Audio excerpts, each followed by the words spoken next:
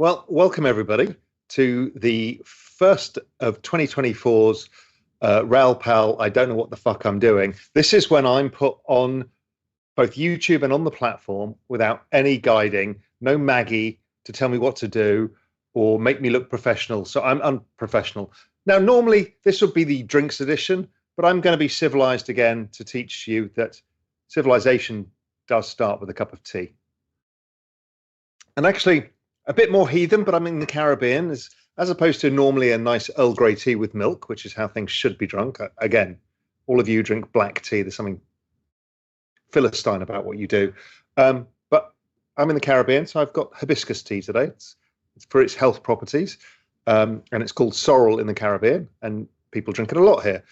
The reason I'm drinking tea is not because I don't want to have a drink with you guys. It's I've got 60 people coming tonight to the house for a party, and I cannot start drinking early or I'll be carted off to bed and my wife will have to deal with the party past 9 o'clock.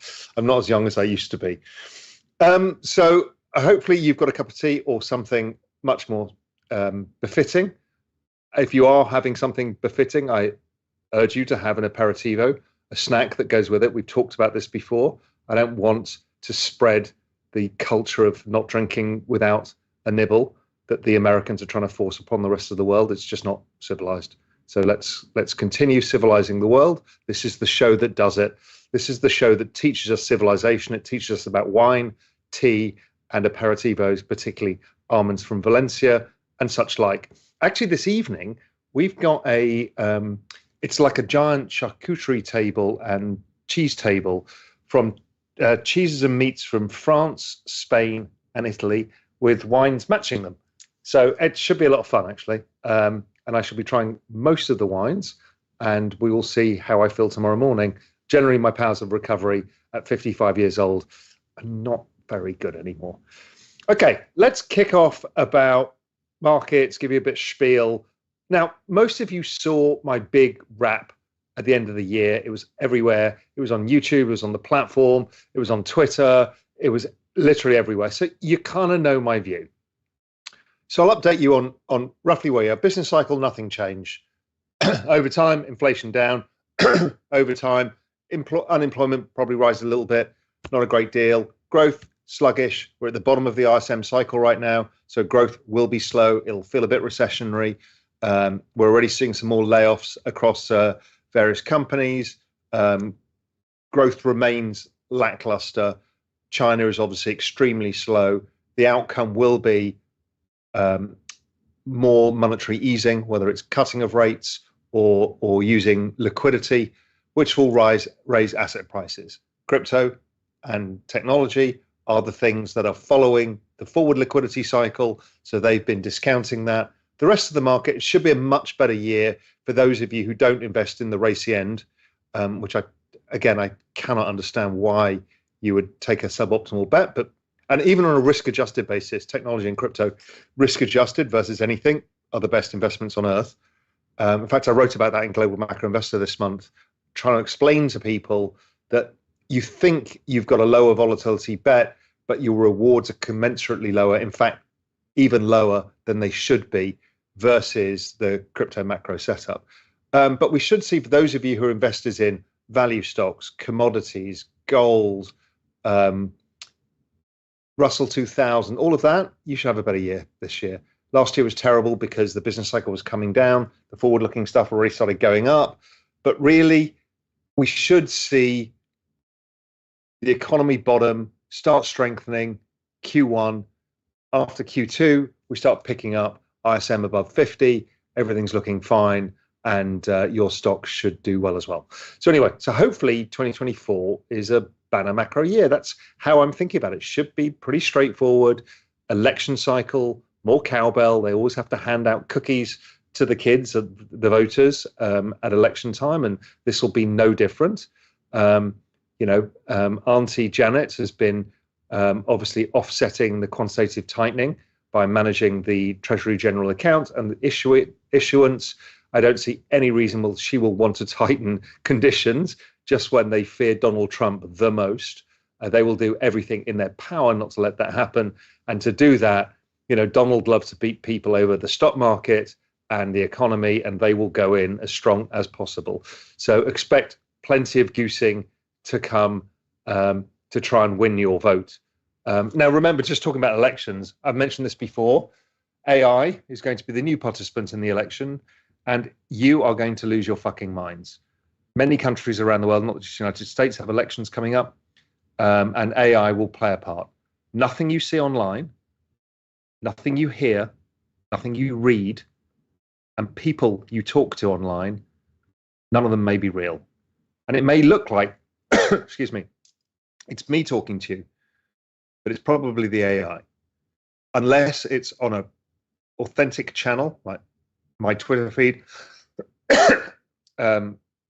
or elsewhere, like the Real Vision platform, behind the paywall, the Real Vision video channel. If you find clips of me online saying crazy shit, which is I do say a lot, don't trust it. Don't trust anything you see, and you will lose your mind. You'll hate your neighbors, you'll hate your brother, you'll hate your sister, your wife won't talk to you, all because of the anger and resentment this election is going to bring about. So anyway, I'm keep warning you about that. The outcome will be digital identity, and the outcome will be, my guess is that tech companies are going to get sued by the government like the banks did after 2008. Anyway, that's all to play for on the cheery note. Let's do crypto quickly. ETF, hell yeah, that was a bit of justification after fucking 10 years of fighting. But we got there. And, you know, I've explained it before. How I think of this is in two terms. One is anybody who was an investor in Bitcoin in 2011-12 was like a Series A investor. 2013 cycle, maybe Series B. 2015, 16, Series C. The last cycle, Series D. We've just IPO'd it. And usually when IPOs happen in strong markets like this, it reminds me a lot of the late 90s. And I was trading a lot then. I was at Goldman as well then. And what you found is after the IPO, it would launch and it would be choppy as hell for a while. Sometimes it would sell off quite sharply. Facebook sold off really sharply as people took profits, repositioned. Now, don't forget, a lot of people have front run this ETF.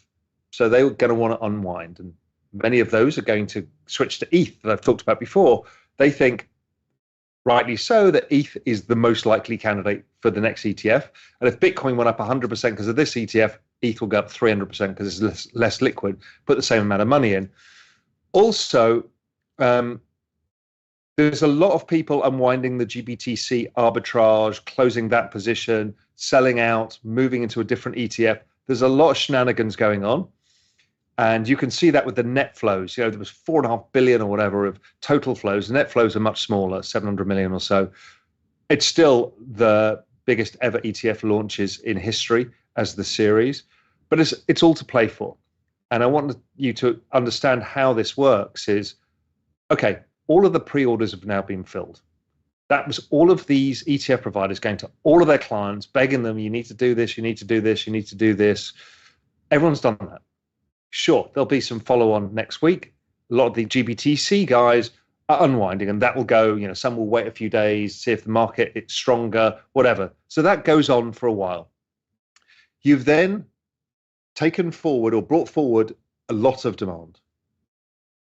By the end of it, maybe it's 1 billion, maybe it's 2 billion of demand you'll have brought forward. So then who's the buyer? You've got the people who front ran this who want to sell. So you're going to see volatility. And I've always reminded you guys in the do not fuck it up mantra, part of that is expect 30, 35% pullbacks. Could be less, but just expect them. And that often happens when you get to this kind of 61.8% Fibonacci level in the first leg of the bull run. It often corrects sharply. People get washed out, leverage is cleared out, and then the real run starts. And the real run is the run to all-time highs and beyond. That usually starts around the halving. So I'm guessing there's maybe a month or two of chop. And chop in crypto markets is like down 30%. It's just sideways chop. So just be careful out there. I could be wrong, could keep sailing higher, but it just feels like it's trading a bit heavy. And even if it does as a spurt higher, I don't think it makes much progress yet. But this ETF, it's going to attract people because the markets have been strong. Last year, crypto, Bitcoin itself was 160%, right? That doesn't go unnoticed, considering even the NASDAQ managed 50%. So it's like 3x the NASDAQ. But let's start with the RAAs, the investment advisors and the financial advisors. Those guys aren't on Twitter. They have no idea what any of this is going on. All the drama that played out and the false tweet and all of that shit, that total goat rodeo, they don't know any of this. The first they will hear about this is when they pick up Barron's on Saturday morning with a cup of coffee. And they'll go, oh, a Bitcoin ETF. And Barron's will probably have some cynicism in the article, let's assume. And they're like, well, that's interesting, but, I'm not sure it's for my clients. And they go about their business, and then they go and see Jack, their big client, on the golf course that weekend. And Jack says, hey, what do you think of the Bitcoin ETF? And the RAA will repeat what he read in Barron's and what he saw on Fox News. He's based in, let's call it Cincinnati, Ohio. And Jack will ask him, and he'll feel a little bit silly. And then maybe next week, he starts reading a few more articles and a few more positive things come out. Then he starts thinking, maybe I should do something about this. And a couple of other clients ask him. And eventually he goes and has his steak dinner with his other friend, Mark, who runs the tire franchise in Cincinnati. And Mark's got tons of money and is a bit racy and likes investments like this. And before you know it, he starts building an order book and getting his clients in. He can see they're interested. He's incentivized by the sales process and the commissions. And before you know it, he's mobilized. It's the same with all the RIAs. This takes time. They're not smiling on, oh my God, there's a Bitcoin ETF out. Let's all go. It doesn't work like that. It's a relationship business built over time. And this is, all across the United States. It's not New York City in a dealing room. It's a very different world out there. So that's why it takes time. It's the same with any of the institutions who might be thinking about it. Some fund manager who thinks I can sneak it into my portfolio now and not tell my risk manager that I've got crypto. I'll just sneak it in as an equity and hope they don't find out. Same with hedge funds. So that's all to come. And that's why there tends to be this gap. So that's how I'm thinking about it right now. Also, my view, and I've made this very clear, is Solana's my favorite horse in the race of the big ones. I think the first phase is always Bitcoin outperforming. Next is Ethereum. It's at this point in the cycle when the global liquidity turns higher. And when global liquidity turns higher and you've got a catalyst like the ETH ETF, it'll start picking steam. We saw that last couple of days. It was like, wow, okay, ETH is really trying to outperform. I think it bottomed on the massive ETH wedge chart that I put on Twitter yesterday. And I think it will continue higher over time. And I think ETH massively outperforms Bitcoin for the rest of this cycle. So that's the kind of flow, is Bitcoin, ETH, Solana, with Solana at the top of the pie.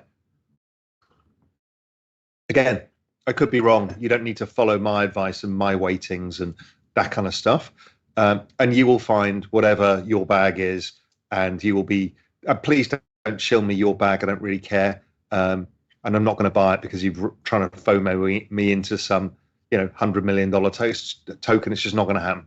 So don't do your bag, and why I must look at your particular bag, I don't care. But good luck to you. And hopefully you pick the next 100x. That's not the game I'm trying to play here. Yes, I have a small, filthy degen bag on the side, which I won't tell you what's in it, because then I'll be accused of shilling. And Twitter is a gruesome, disgusting place of which everybody will try and lynch me if one of those tokens goes down. So I'm sticking with the big stuff. So that's the crypto idea number one. The other way of looking at it, you may have heard me talk about, is the IPO idea. Yeah, it's nice. It gives us some guidance of how these things trade contextually. But really, this is a trade deal between fiat world and crypto land. And it's a trade deal because the capital that's flowing into crypto land is not permanent residency. These are not migrants. If you remember, population growth, GDP growth is population growth plus productivity growth plus debt growth. This is not population growth coming into crypto land. That has to be new wallets and actual self-custody or on crypto exchanges and all of that stuff. This is a trade deal to allow TradFi Land, our RAA in Cincinnati, to get his clients across into this new world that has higher rates of return. The best example of this I can give you is China entering the WTO. That was a classic example of opening up a market that had much higher rates of return and absorbed huge amounts of capital over time. And I think crypto will absorb huge amounts of capital over time. But remember, these people are tourists. This is not even foreign direct investment, FDI. That would be VC money. What this is speculative hot money flows into this new economy. And one day it'll wash out again too. So be careful of that. While we want to encourage them, while it's going to help our ecosystem grow, while it's going to create more capital, more opportunities, it'll move your bag as well. This is not permanent residency in our world. And so, yes, we welcome them with open arms. But remember, what we really want is a new financial system being built. Now, interestingly, you saw Larry Fink talking today on CNBC, I think it was. Not that I watch CNBC, but there was a clip. And he was talking about, well, this is just the start, because what we actually want to do is tokenize the entire financial industry. And he's dead right. That is the migration of, sorry, it's one of the surviving coconut girl doing whatever she does at this time, every time is bark when I'm on one of these. So as firms like BlackRock, Franklin Templeton, Fidelity, these are currently, you think of these as fiat world companies that have set up offices in crypto land, much like many businesses like Apple set up in China. But what Larry's talking about is the migration, the eventual migration of the financial system into crypto land, which was my core thesis when I first found Bitcoin in 2012, and has remained my thesis of where this is all going, amongst many of the other opportunities. So it's really interesting when you think of it in economic terms. These are economies. This is a digital economy of crypto land that has other states within it, Bitcoin, Ethereum, Solana, whatever it may be. So that becomes very interesting. And you can think of, even within that, you've got, interoperable systems, stuff like whether it's Polkadot or Quant or a whole bunch of these things allow, or Chainlink, interoperability. That's the travel, the border crossing from going from one of these nation states to another. We've got immigration, which is us opening wallets. We've got FDI, which is VC.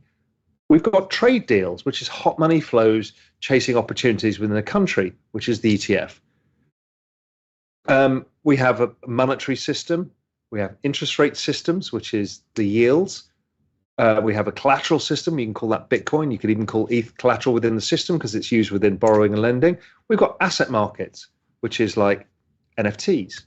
So, and there's a lot more. I've written extensively about this in Global Macro Investor, and also in Real Vision Pro Macro, I've talked about this at depth too.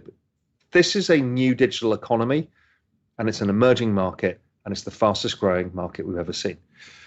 So that's on the crypto markets. I'm trying to think if there's anything else really to talk about in markets. Bond yields, I still think, come lower, driven by falling inflation over time and slower growth. And so I think that's fine. I'm looking down my screen, which is why I keep reaching over, see if there's anything else interesting.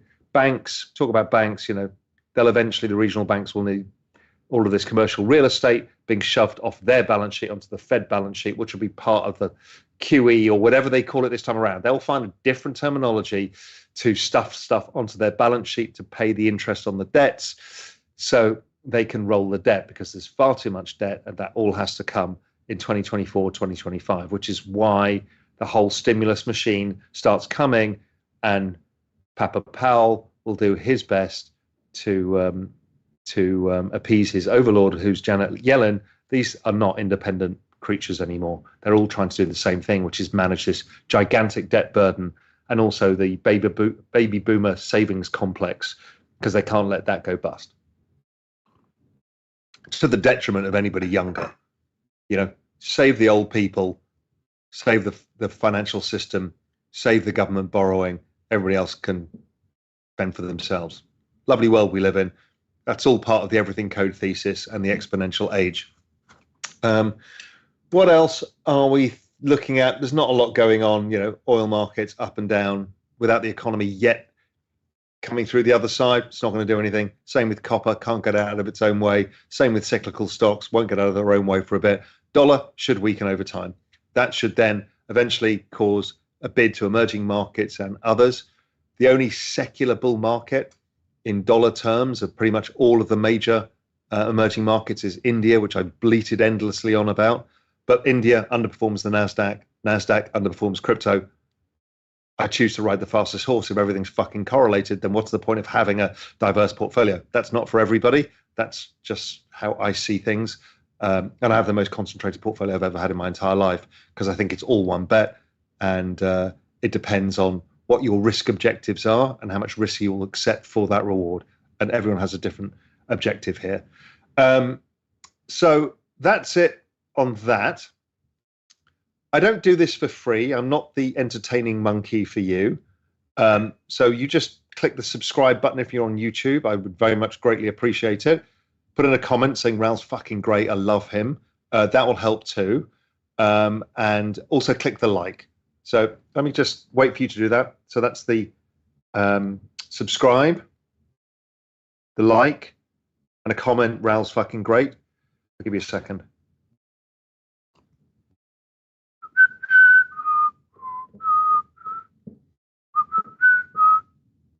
No, you haven't done it yet. Come on, I can see.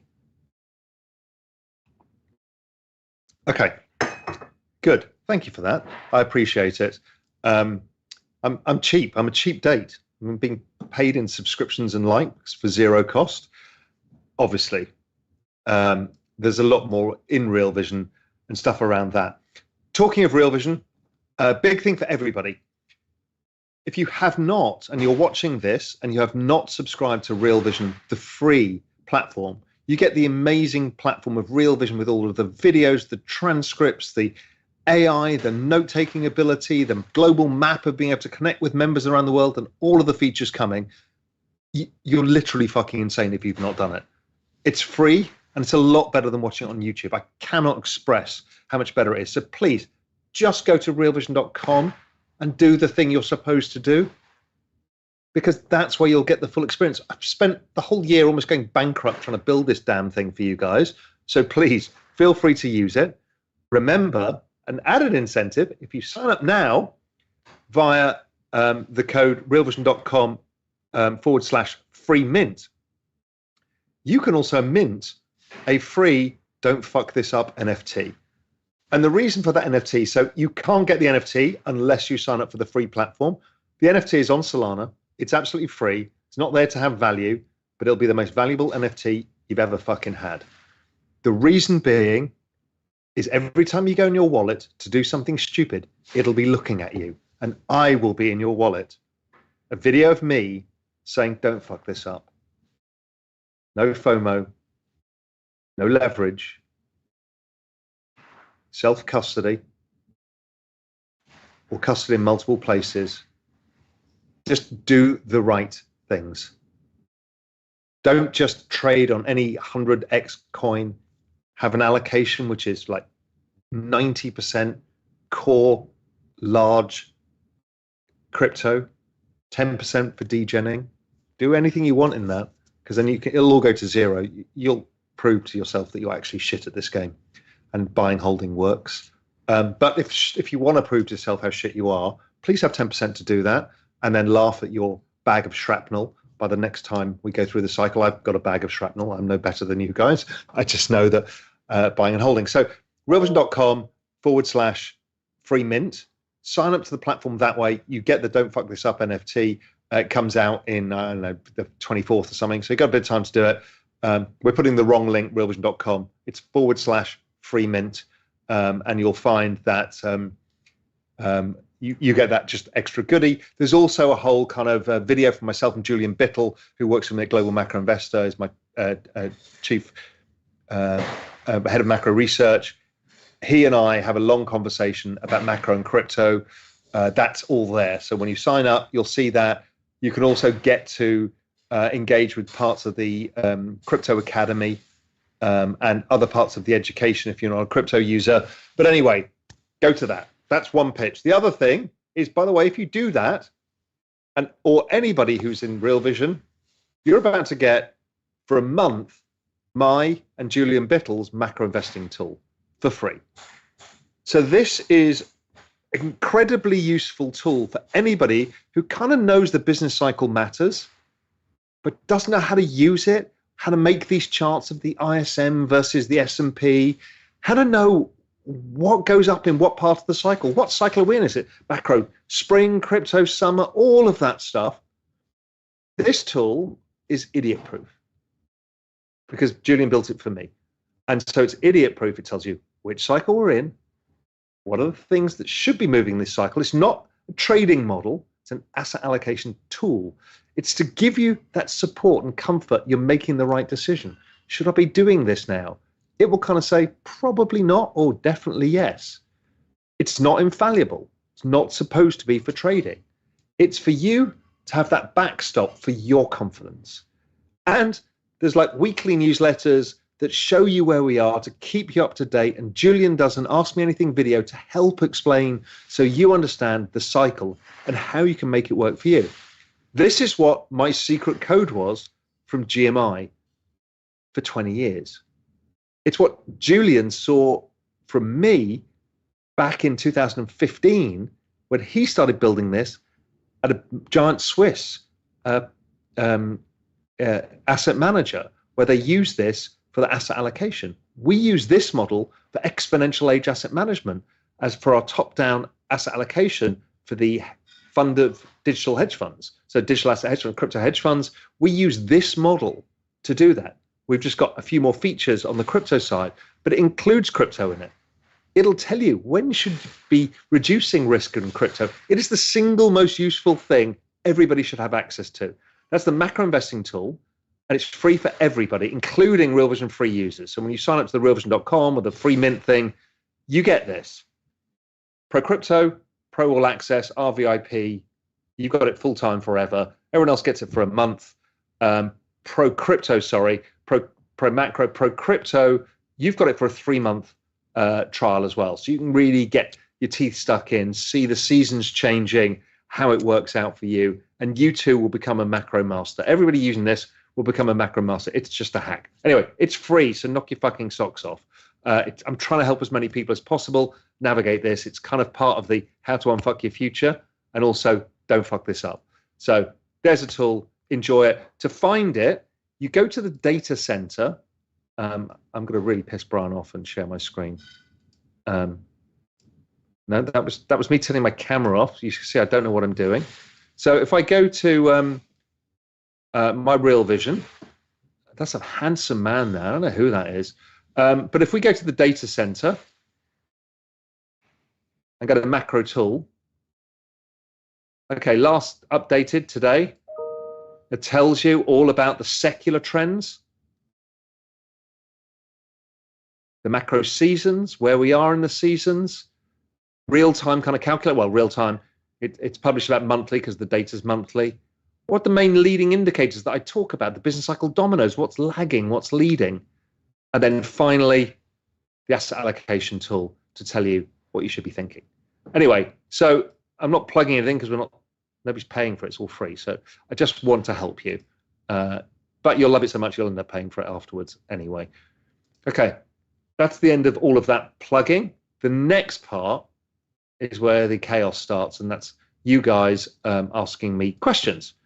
So I am just going to open up my Real Vision again because I've now just closed it by mistake. Go to this video and see your questions. Okay, Alex Riddle. I'm just randomly reading between the chat and the comment section. Alex Riddle, Raoul, when cycle is near end, do you sell your bags and rotate into Bitcoin? I didn't do any selling this time around. I kept with what I did and then added, and it's worked phenomenally well. And then I did the asset switch from ETH to Solana. I probably wouldn't go. I don't know what I'm going to do yet. I actually don't know. I'll probably certainly take some lifestyle chips off because I've been in this. It's not an easy fucking trade, and I've run it now for a few years. So I'd take some lifestyle chips off in 2025 and run the rest, and maybe reallocate. Who the hell knows? Too early to tell, my friend. Too early to tell. John San, Oh, I've now got 78 comments and I've lost John. John, I'm sure your comment was the most important one. John Ayres, fucking great. I don't really realize what that is. Rich Dow, Raoul is fucking great, so don't fuck this up, you fucking fuckers. I'm sorry, I do swear a lot. I don't have kids. My wife's from New Jersey, and I'm English. It's destined to swear. We probably swear, or I probably swear almost as much as the Australians do, but I'm not quite sure. Yeah, I know. Tad Smith. Tad, I'm sorry. I know. There's too much swearing. I appreciate it. And maybe I'm getting overexcited about the party. So I won't be very excited by tomorrow. Let's realize that. Okay. Okay, Jonathan D. Raoul, with Bitcoin ETFs being approved. Sorry, my bloody email keeps piling in. I'm a very, very popular person, I'll have you know. Raoul, with Bitcoin ETFs being approved and expected increase in liquidity, macro regime shows switching to summer, feels like a great opportunity to increase exposure to crypto. I'm curious what I may be overlooking, or should I monitor closely? Yeah, I agree with you. What would be the icing on the cake if you're not fully allocated? I'm obviously up to my eyeballs in crypto allocations. But if you weren't, if you were a little more sensible than I, then you should buy. If we get a sell-off or a sideways consolidation that I was talking about, this is a gift of opportunity. John San asking again, the macro tool. Yes, go to the data center. It's all there. It's free. Everybody can do it. Chicken McDugget. I love that. Raoul, I hear you talk about monetizing the debt and often find myself nodding in agreement until I realize I have no idea what that means. Do you think I do? I don't know. Can you, too long doesn't read, monetize debt? Yes. So, pretty straightforward. You're in debt, Mr. Chicken, and you've got to pay your credit card bill at the end of the month. And what you do is borrow money to pay the credit card bill. Now, your debt keeps getting bigger, obviously, because you're using debt to pay the interest on the debt. But governments, they got another little trick up their sleeve. Because unfortunately, I've checked my HP printer next to me, doesn't print money, unfortunately. But the governments have an HP printer that does print money. And it's the money printer goes burr is monetization of the debt. What it means is I print money and buy my own debt. That's monetizing debt.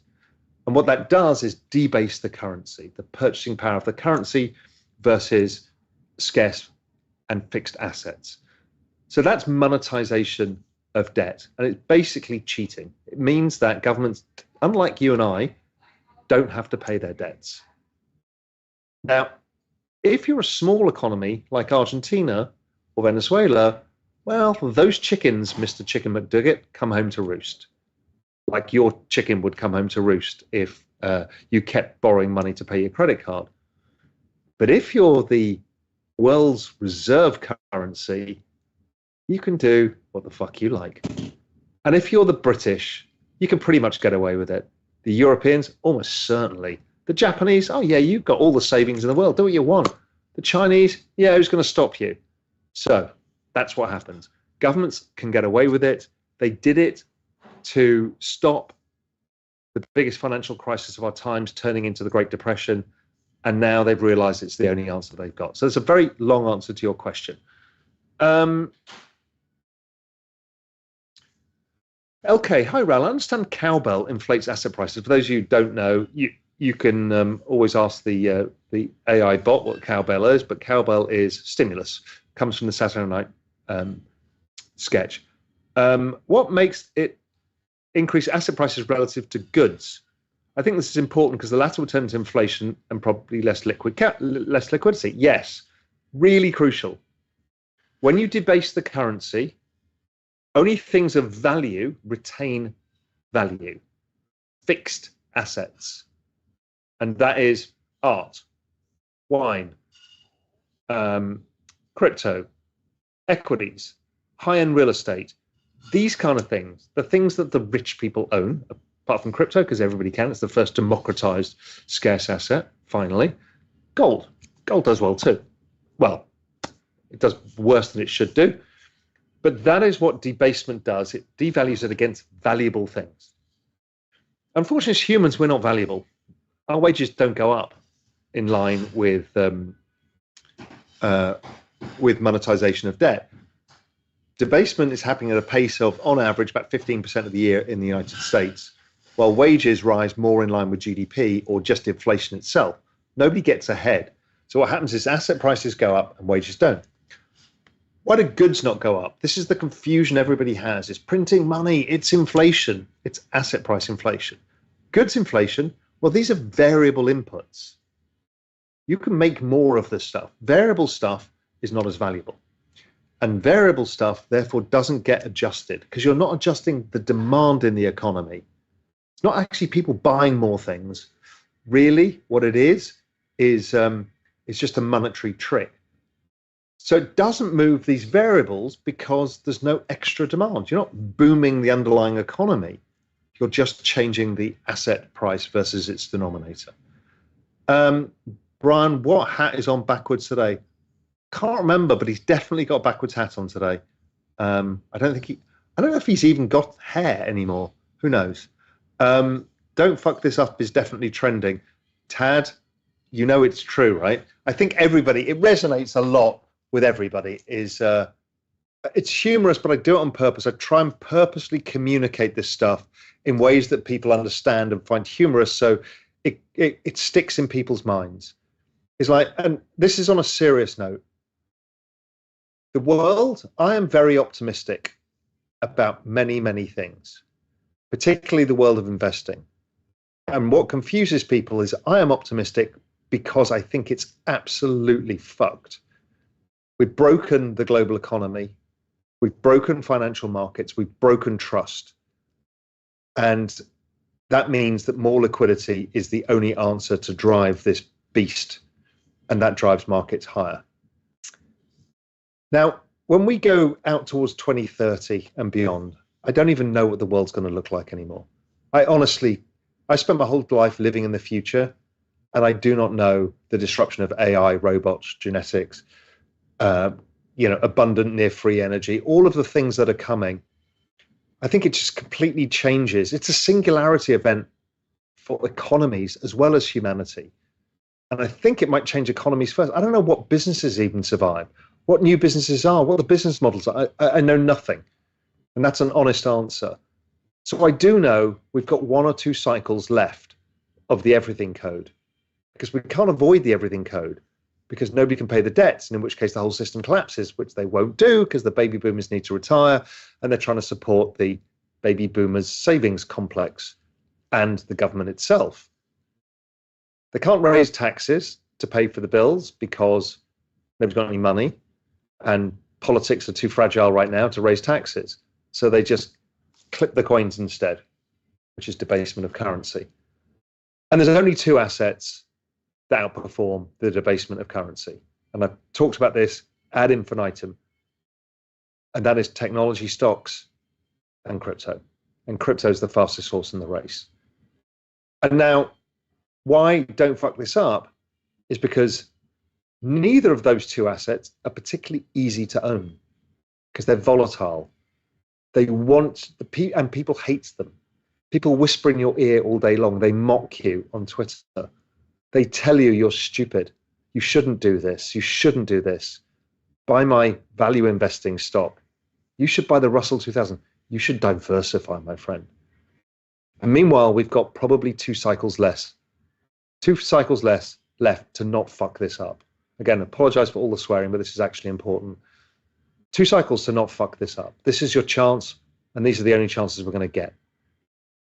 I won't be right in everything that I do. The everything code seems directionally pretty right. It'll at some point be somewhere wrong. We will see where we go.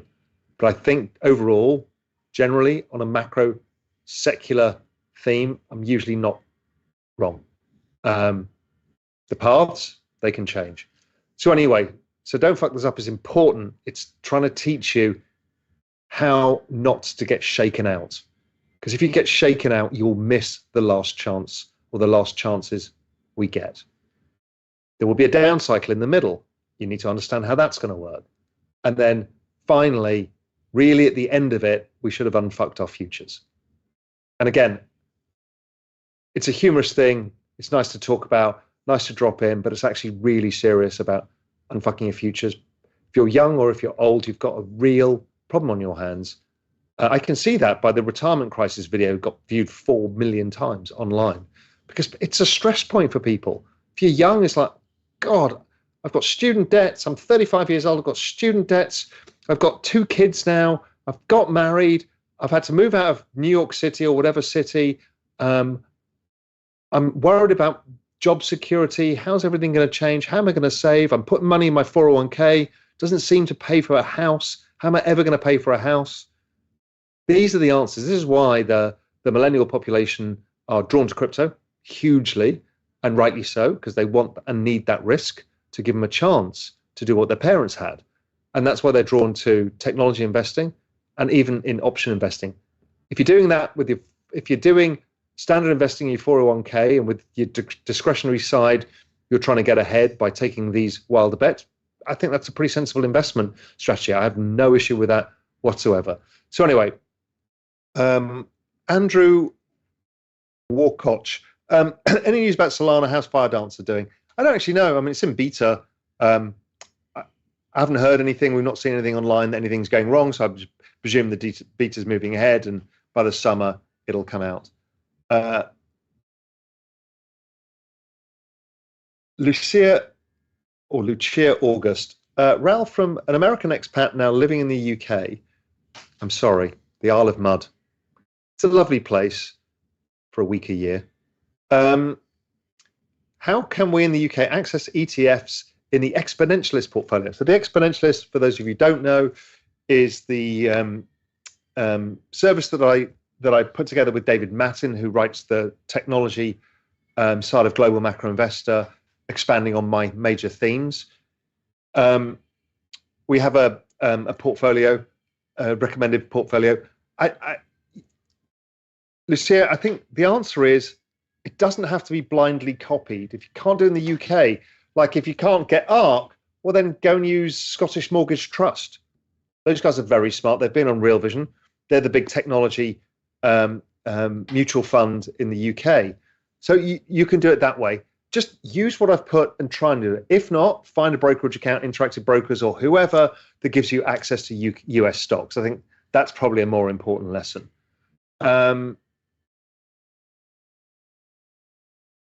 Okay, this is when I have that gormless face, you know, when I'm looking across. Jorge Rojas, Raoul, you spelled my name wrong. You're Spanish, you spelled my bloody name wrong, even though it's the French spelling. The IPO analogy deserves a Gramona. Thank you, my friend. Gramona, for those of you who don't know, is what is my favorite cava grower, which is Spanish sparkling wine grower.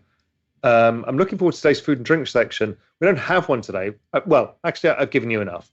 And I'm still drinking my hibiscus tea. And also, if anybody knows anybody at LaCroix, I would like somebody to sponsor my show. And I probably drink more LaCroix on screen than any other human being alive. And I think it's time that LaCroix reached out. I don't know who owns them now. It's probably Pepsi or somebody.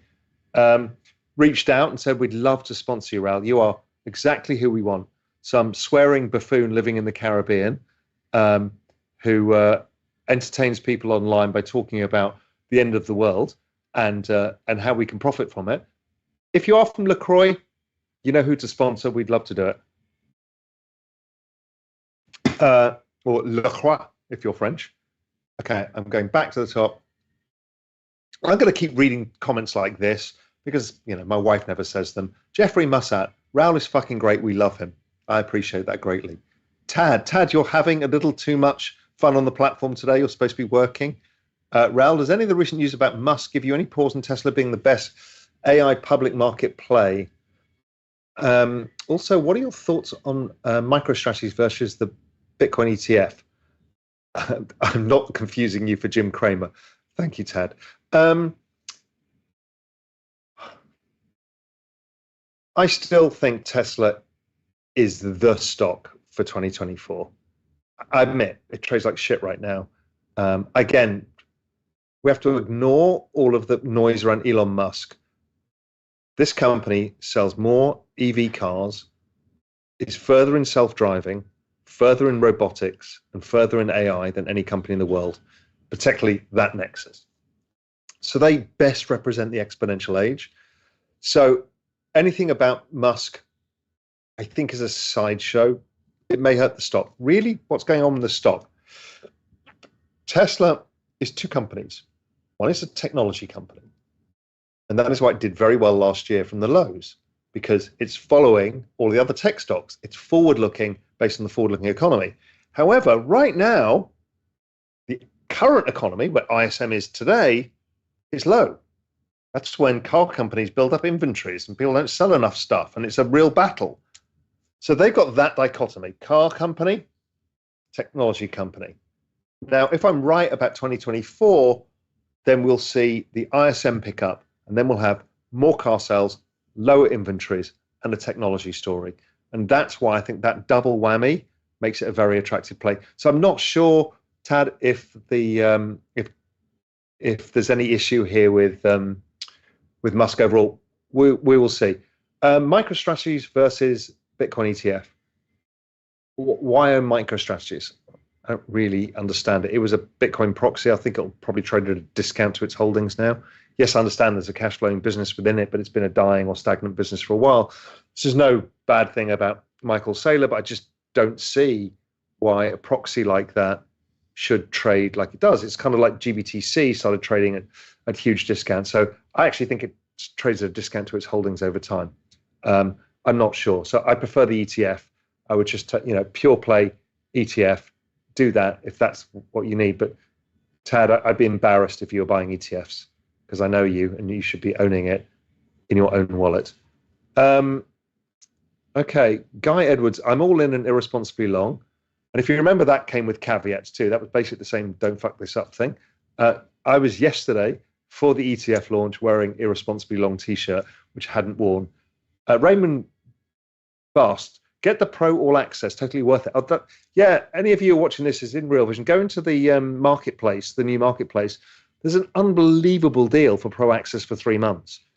It's kind of like a life hack to get you all set up to understand everything, and you cancel it after that if you don't want it. But you'll get all of the kind of big stuff just at this very important macro stuff. Paul English saved the old people. What does this mean? Yeah, it's a good question, Paul. There are 76 million baby boomers in the United States alone.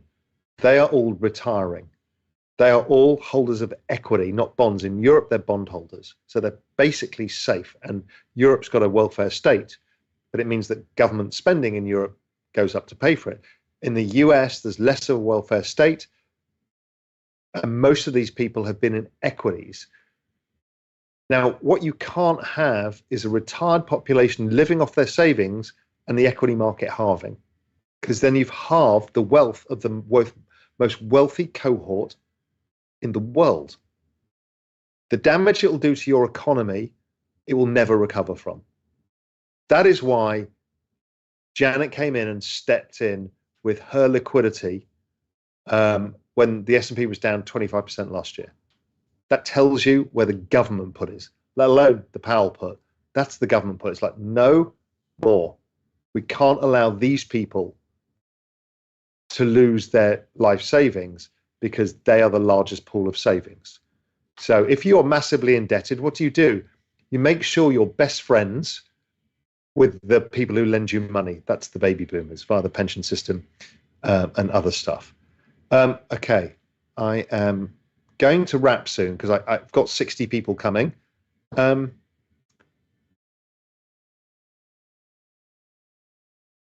David Thompson, any idea how much BTC OTC supply is out there? Seems like ETFs are going to burn through the OTC supply.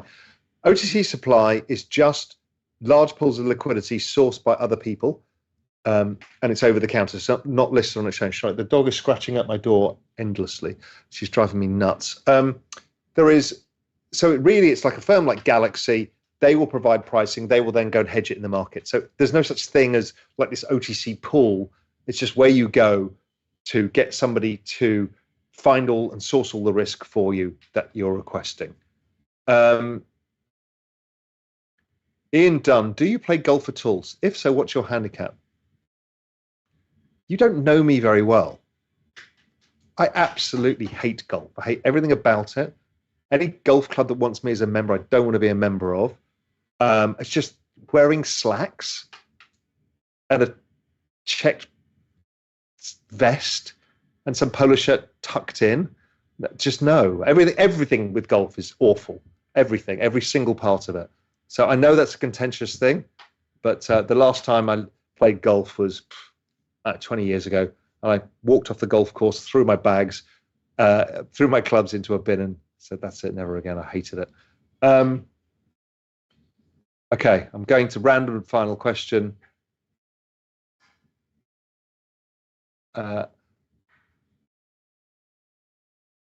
Raoul, Frank Anthony, okay, it's a good question. Nick Carrere, sorry, that's Nick from Real Vision. Where was my invite?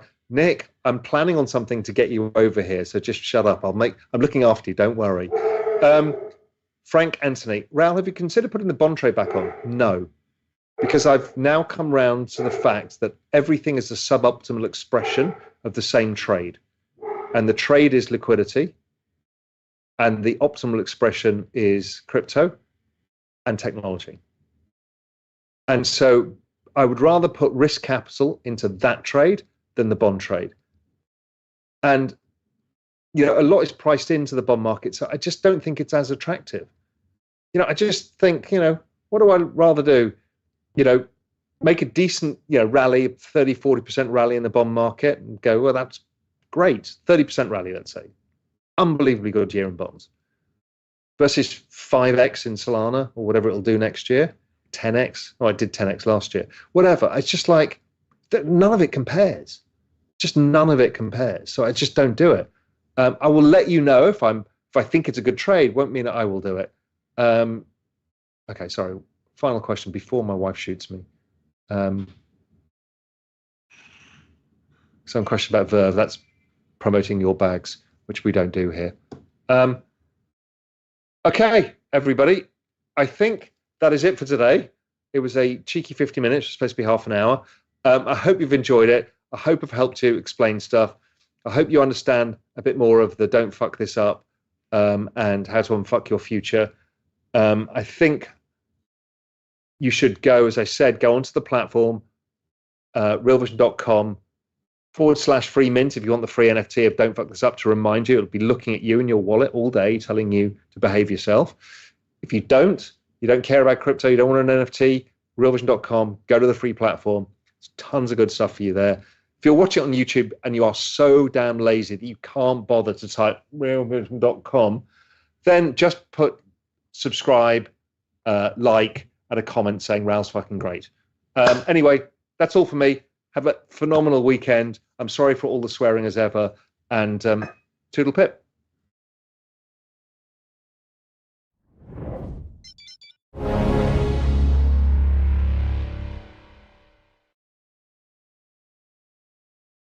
I've had an idea for the last 3 years. Something's been in my head and it's taken me a long time to get there, but now it's coming. The Real Vision Marketplace. The idea behind the marketplace is all of the people that you know and love, the research companies, we can all feature them on Real Vision, on the platform, to make it easy for you to find the research that you want from third parties that are trusted sources. We curate this marketplace specifically for you from your requests. And what's also amazing is because this is Real Vision and there's a whole bunch of us, we get to negotiate incredible special discounts for Real Vision members. So it's a really unique way to build your financial world where you can get the research that you want from all different sources that you trust all in one place. And this is just the start of where we're going.